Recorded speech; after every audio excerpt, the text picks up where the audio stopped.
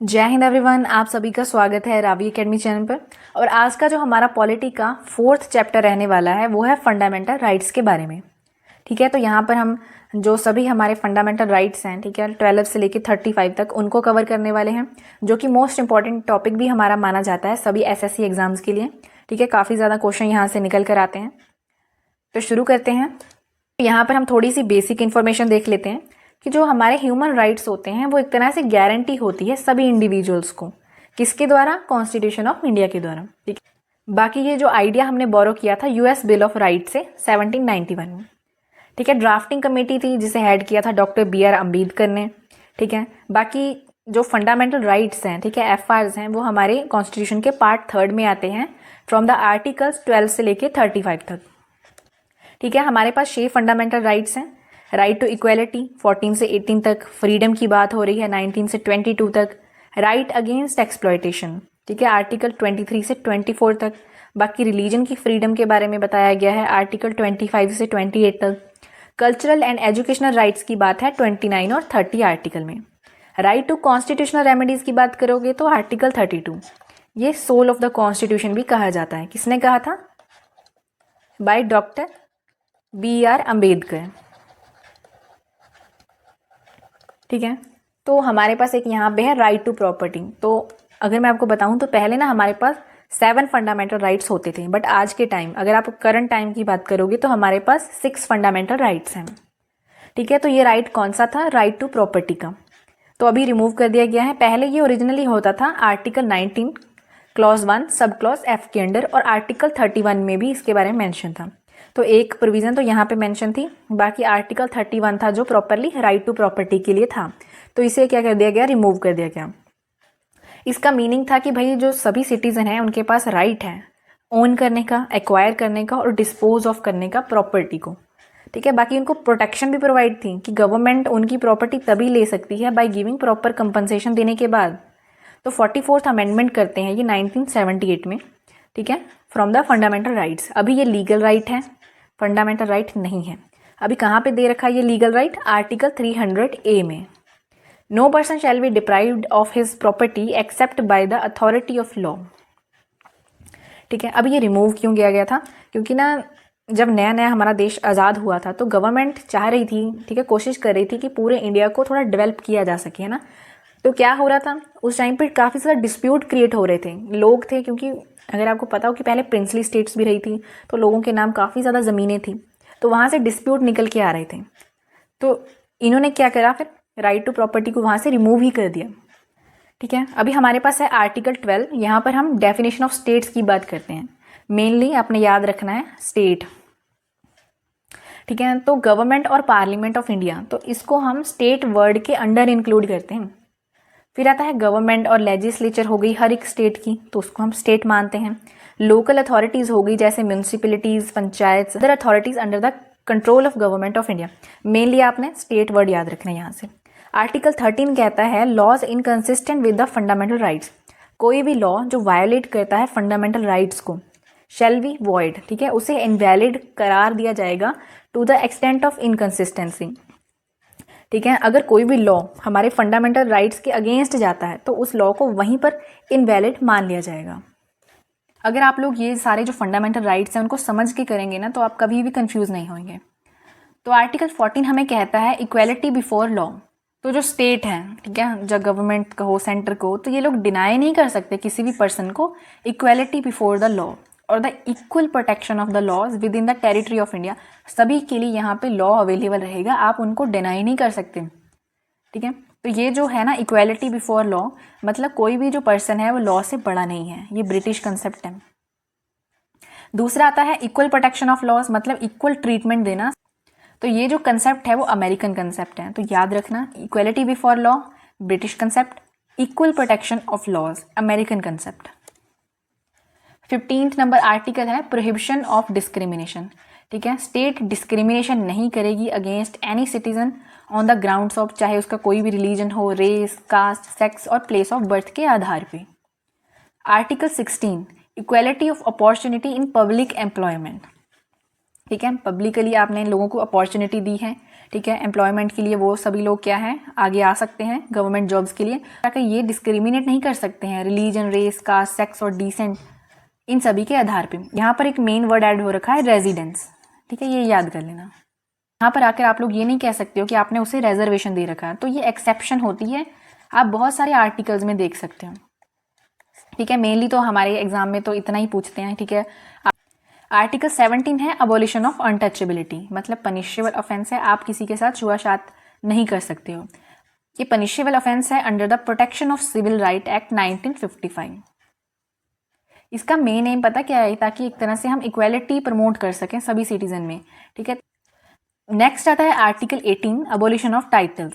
कोई भी टाइटल्स हमारे यहाँ इंडिया में नहीं दिए जाएंगे, एक्सेप्शन है मिलिट्री और एकेडमिक डिस्टिंक्शन, जैसे डॉक्टर हो गया, मेजर हो गया, ठीक है। तो ये मिलिट्री और एकेडमिक डिस्टिंक्शंस होती हैं, तो ये रोकता है एक तरह से इनइक्वालिटी थ्रू द टाइटल्स।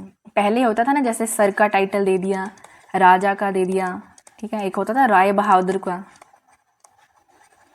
महाराजा का टाइटल हो गया, तो ये नहीं दे सकते आप लोग यहाँ पे आज के टाइम पे। बाकी जो फॉरेनर्स होंगे, ठीक है, वो एक्सेप्ट नहीं कर सकते हैं हमारे इंडिया से कोई भी टाइटल।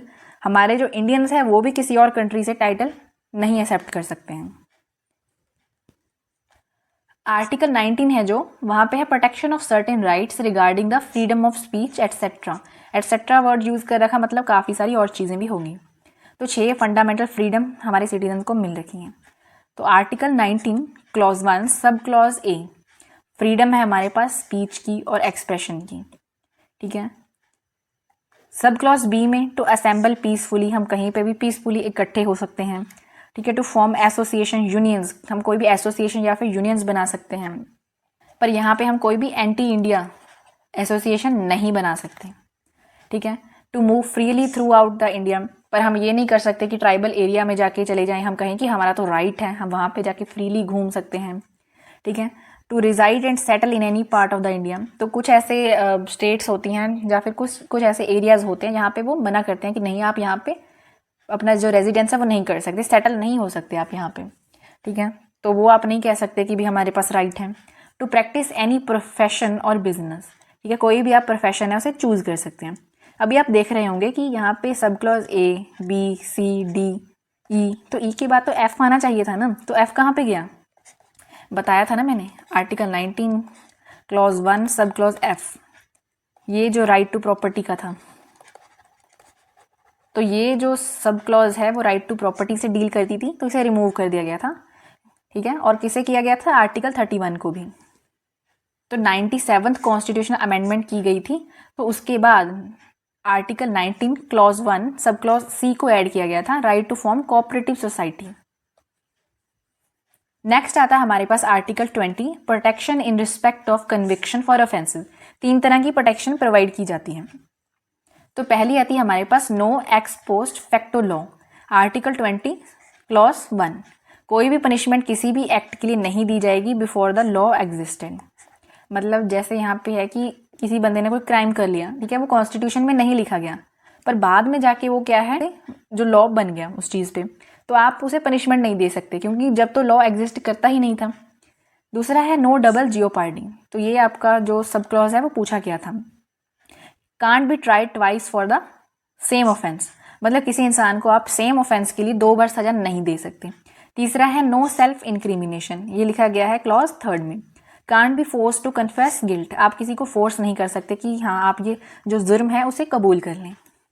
और चीज़ आपको बतानी थी, जैसे आर्टिकल 20 और आर्टिकल 21, इन दोनों को कभी भी सस्पेंड नहीं किया जा सकता, चाहे इमरजेंसी लागू हो रखी हो। Article 21 protection of life and personal liberty, most important article है। किसी भी पर्सन को हम वंचित नहीं कर सकते हैं उसकी लाइफ और पर्सनल लिबर्टी से। एक्सेप्शन है according to the procedure established by law, हम किसी को वंचित नहीं कर सकते हैं, पर अगर कोई भी प्रोसीजर लॉ के द्वारा एस्टैब्लिश किया गया है तो वो कर सकते हैं।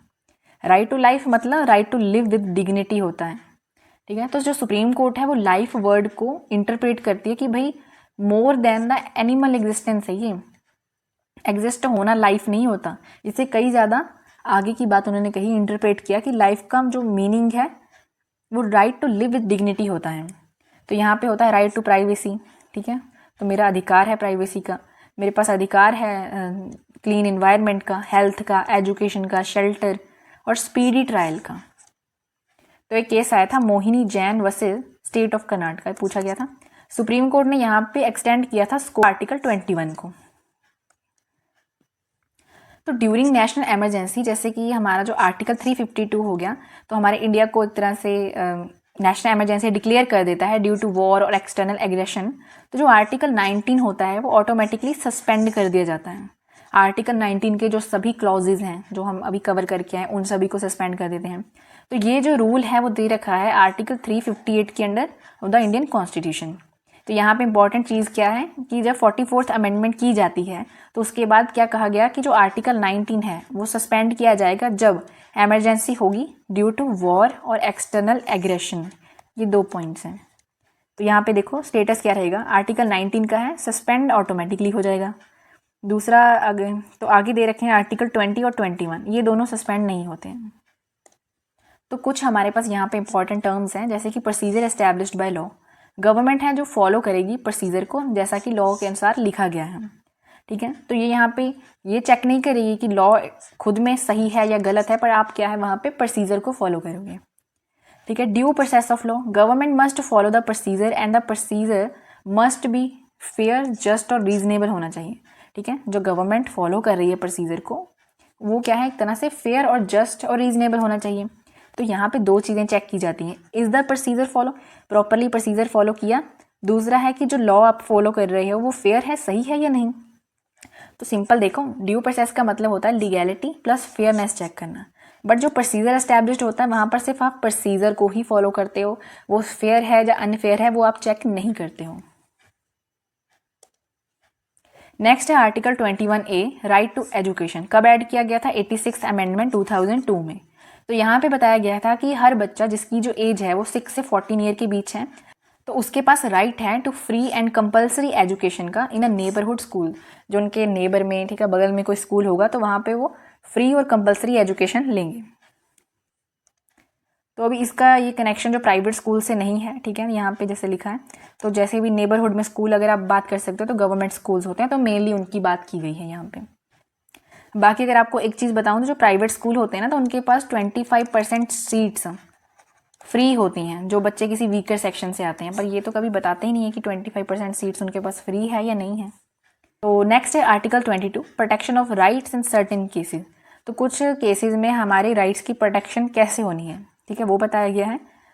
गिव्स राइट टू अरेस्टेड और डिटेन्ड पर्सन। किसी बंदे को अरेस्ट कर लिया गया है या उसे डिटेन नज़रबंद कर लिया गया है, ठीक है, तो उसके पास कुछ राइट्स होते हैं अवेलेबल। रीजंस बताओ कि आपने क्यों अरेस्ट किया है।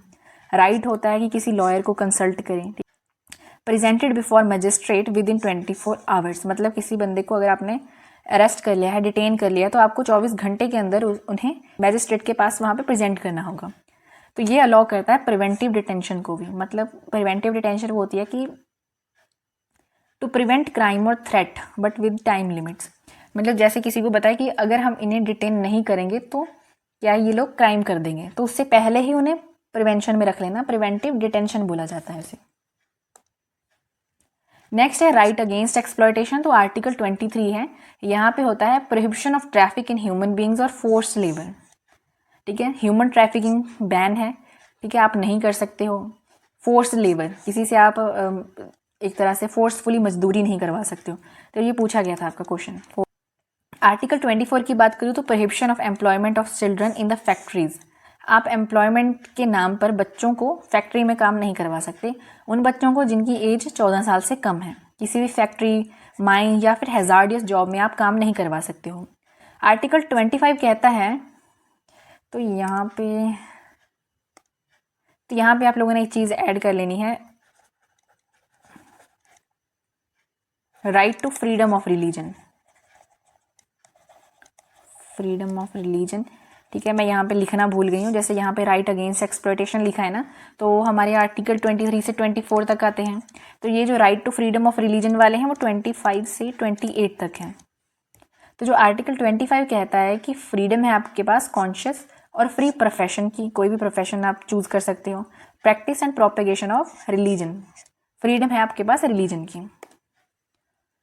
Article 26 freedom to manage religious affairs. ठीक है, कोई भी रिलीजियस जो मामलात हैं, ठीक है, आप उनको फ्रीली मैनेज कर सकते हो, आप एस्टैब्लिश कर सकते हो, मैनेज कर सकते हो खुद के religious institution. Word institution use कर रखा है यहाँ पे। आर्टिकल 27 की बात करूँ तो freedom from paying taxes for the promotion of any religion. ठीक है, आप किसी भी रिलीजन की प्रमोशन के लिए आप टैक्स पे करने की आपको ज़रूरत नहीं है। ठीक है, फ्रीडम है। किसी भी इंसान को फोर्सफुली कहा नहीं जाएगा कि भाई आप टैक्स पे करो, आप किसी रिलीजन को प्रमोट कर रहे हो। आर्टिकल 28 कहता है freedom from religious instruction in certain educational institution. कोई भी जो रिलीजियस टीचिंग है किसी भी गवर्नमेंट रन स्कूल में आप नहीं दे सकते हो। ठीक है, प्राइवेट स्कूल में आप रिलीजियस इंस्ट्रक्शन दे सकते हो या फिर रिलीजियसली जो मैनेज करे जाते हैं स्कूल्स को, पर वहाँ पर भी आप किसी पर थोप नहीं सकते हो। ठीक है, वॉलंटरी अगर उन लोगों की पार्टिसिपेशन है, वो करना चाहते हैं तो आप करवा सकते हो। नेक्स्ट आता है हमारे पास कल्चरल एंड एजुकेशनल राइट्स के बारे में, आर्टिकल 29 से 30। तो जो आर्टिकल 29 है वो हमें बताता है protection of interest of minorities. बहुत सारी ऐसी एक तरह से आप कह सकते हो कि कास्ट के लोग होते हैं, ठीक है, वो तो ज़्यादा आप कह सकते हो कि मेजॉरिटी में नहीं होते हैं, तो माइनॉरिटी में होते हैं, कम लोग होते हैं। ठीक है, तो उन सभी के इंटरेस्ट को प्रोटेक्शन देना वो भी तो हमारे कॉन्स्टिट्यूशन में एक तरह से डिफाइन कर रखा है। तो उनकी अलग लैंग्वेज हो सकती है, स्क्रिप्ट अलग हो सकती है, कल्चर अलग हो सकती है, तो उनको राइट है इन सभी को प्रिजर्व करने का। आर्टिकल 30 कहता है राइट है माइनॉरिटीज़ के पास कि वो एस्टैब्लिश कर सकते हैं, ठीक है, एडमिनिस्टर कर सकते हैं एजुकेशनल इंस्टीट्यूशंस को, जहाँ पर उनकी जो एक तरह से लैंग्वेज है वो पढ़ाई जाए, कल्चर है ना, ये सारी चीज़ें। फिर आता है right to constitutional remedies, article 32 से 35 तक। यहाँ पे आर्टिकल 31 नहीं है ना, यहाँ पर हमने 30 तक कर लिया, 31 कहाँ पर गया तो एंड में बताऊँगी आपको। ठीक है, आर्टिकल 32 कहता है right to move Supreme Court for the enforcement of fundamental rights. तो आर्टिकल 32 को heart and soul of the constitution बोला गया है by the B R Ambedkar. ठीक है, तो इसी आर्टिकल के अंदर ना हमारे पास रिट्स होती हैं। रिट्स क्या होती है? ठीक है, court orders to ensure justice और स्टॉप करना मिस यूज ऑफ पावर। तो रिट होती है कि जो सुप्रीम कोर्ट हो चाहे हाई कोर्ट हो, तो वो ऑर्डर करती है, ठीक है, रिट्स के माध्यम से, ताकि एक तरह से जस्टिस बनाए रखा जाए और जो मिसयूज़ ना हो सके पावर का। तो इन सभी रिट्स के ना आपको मीनिंग पता होनी चाहिए। पहली आती है habeas corpus, you may have the body. इसका मीनिंग होता है, पर्पस क्या है? टू रिलीज अ पर्सन जिसको इलीगली डिटेन कर रखा हो पुलिस के द्वारा या फिर किसी और के द्वारा, ठीक है, उसको रिलीज करने के लिए तो हम हेबिस कॉर्पस रिट डालते हैं। दूसरी आती है मैंडेमस, इसका मीनिंग होता है वीक कमांड, और इसका पर्पस क्या होता है? To order they have refuse to do. तो इसका मतलब ये है कि हम कमांड दे रहे हैं तुम्हें, किसी पब्लिक ऑफिसर ने या फिर किसी अथॉरिटी ने कोई काम करने के लिए मना कर दिया, ठीक है, तो ये क्या करेंगे, एक तरह से ऑर्डर देंगे कि भाई अपनी जो लीगल ड्यूटी है ना उससे परफॉर्म करो। पर ये हम इशू नहीं कर सकते अगेंस्ट द प्रेसिडेंट। ठीक है, अगर कोई बंदा जाके मैंडेमस की रिट डाल दे प्रेसिडेंट के अगेंस्ट, तो ये नहीं कर सकते हम लोग। गवर्नर के अगेंस्ट नहीं कर सकते, प्राइवेट पर्सन हो गए या फिर जजेस हो गए, इनके अगेंस्ट नहीं कर सकते। थर्ड आता है प्रोहिबिशन, टू फॉरबिड। पर्पस होता है to stop a lower court या फिर ट्रिब्यूनल को from continuing a case beyond its authority. अभी जो कोर्ट्स होती हैं ना, उन सभी की जुरिस्डिक्शन होती है, उनको ना एक एरिया डिफाइन होता है कि भाई आप ये जहाँ के केसेस हैं वही आप सॉल्व कर सकते हो। तो इसका मतलब होता है प्रोहिबिशन का, कि रोक देना, कि भाई आप कोई लोअर कोर्ट है या ट्रिब्यूनल है, भी आप ये केस है जो उसे सॉल्व नहीं कर सकते क्योंकि आपकी अथॉरिटी के बियॉन्ड जा रहा है। ठीक है, और एक चीज़ यहाँ पे इंपॉर्टेंट जो याद रखनी है, ये इशू की जाती है जजमेंट से पहले। अभी जो सर्चरारी होती है ये इशू की जाती है आफ्टर जजमेंट। इसका मीनिंग होता है to be informed certified. Purpose क्या होता है सर्चरारी का, कि जो हायर कोर्ट होती है वो कैंसिल करेगी या फिर क्वैश करेगी कोई इलीगल ऑर्डर या फिर जजमेंट जो कि लोअर कोर्ट से या फिर ट्रिब्यूनल से आ रखा है। तो यहाँ पे देखो प्रोहिबिशन का था कि उन्होंने यहीं पे रोक दिया जजमेंट से पहले, बट यहाँ पे क्या कर रहे हैं, वो कैंसिल कर रहे हैं जो भी इलीगल ऑर्डर किसी लोअर कोर्ट ने दे रखा है। ठीक है, उसे क्वैश कर देना। फिफ्थ है quo warranto, by what authority. इसका मीनिंग है, पर्पस क्या होता है, क्वेश्चन करना लीगैलिटी ऑफ अ पर्सन। किसी के पास पब्लिक ऑफिस है तो उसे हम एक तरह से लीगैलिटी पे क्वेश्चन करते हैं। ठीक है, अगर वो लोग क्या है इलीगल हमें मिलते हैं तो उन्हें वो जो पोस्ट है वो खाली करनी पड़ती है। तो अभी नेक्स्ट आता है हमारे पास article 33, power of parliament to modify rights of the armed forces. जो पार्लियामेंट है वो रिस्ट्रिक्ट करती है फंडामेंटल राइट्स को, जो कि आप कह सकते हो आर्म्ड फोर्सेस हैं, पुलिस हो गई, इंटेलिजेंस, ठीक है, ये सारी चीज़ें, ताकि कैसे डिसिप्लिन और ड्यूटी को मेंटेन कर सकें। तो इस आर्टिकल में अगर आप मेनली देखोगे ना, जो हमारी इंडिया की फोर्सेस हैं मेनली, तो उनके कुछ फंडामेंटल राइट्स को रिस्ट्रिक्ट किया जाता है। ठीक है, आर्टिकल 34 कहता है restrictions on rights during the martial law. तो अभी हम यहाँ पर कह सकते हैं कि जो आर्टिकल 34 है, ठीक है, तब रिस्ट्रिक्शन लगाते हैं ये लोग फंडामेंटल राइट्स पे जब martial law is in the force in any area. ठीक है, तो पार्लियामेंट का वहाँ पे काम होता है कि जो ऑफिशियल्स हैं उनको प्रोटेक्ट करना, जो भी उन्होंने काम ड्यूरिंग द मार्शल लॉ करे होते हैं। तो नेक्स्ट आता है हमारे पास आर्टिकल 35 जो कहता है legislation to give effect to the certain rights. तो एक्सक्लूसिव पावर होती है पार्लियामेंट के पास, ना कि स्टेट लेजिस्लेचर के पास। ठीक है, लॉज बनाने के लिए, उनको एनफोर्स करने के लिए। ठीक है, कुछ सर्टेन जो फंडामेंटल राइट्स होते हैं जैसे कि पार्ट 3 ऑफ द कॉन्स्टिट्यूशन में मेंशन कर रखे हैं। तो यहाँ पे एक और छोटी सी ट्रिक बता रखी है, जैसे कि every free eagle respects constitutional rights. तो आप ऐसे कवर कर सकते हैं कि इक्वेलिटी को ऐसे बता रखा है, फिर freedom, exploitation, religion, culture and education हो गया, और कॉन्स्टिट्यूशनल रेमेडीज़ को। तो लास्ट मैंने जैसे आपको बताया था कि आर्टिकल 31, ठीक है, हमने वहाँ पे मेंशन नहीं कर रखा था। एक तो हमने पढ़ा था जो हमने आर्टिकल किया था 19 क्लॉज 1 सब क्लॉज एफ में। ठीक है, दूसरा ये था आर्टिकल 31। तो ये प्रॉपर था राइट टू प्रॉपर्टी के बारे में, तो अभी तो रिमूव हो गया है। ठीक है, इसलिए मैंने वहाँ पे मेंशन नहीं किया था। कैसे रिमूव किया गया था? 44th अमेंडमेंट करके 1978 में। अभी ये लीगल राइट बना रखा है आर्टिकल 300A के तहत। ठीक है, तो ये जो एक तरह से, तो ये वीडियो थी हमारे फंडामेंटल राइट्स पे। ठीक है, जहाँ पर हमने 12 से लेके 35 तक जो भी हमारे फंडामेंटल राइट्स हैं उनको कवर किया है। बाकी अगर आप लोगों को कोई कन्फ्यूज़न हो, ठीक है, आप कमेंट सेक्शन में लिख सकते हैं। और अगर वीडियो अच्छी लगी हो तो चैनल को लाइक और सब्सक्राइब ज़रूर करें। And thanks for watching.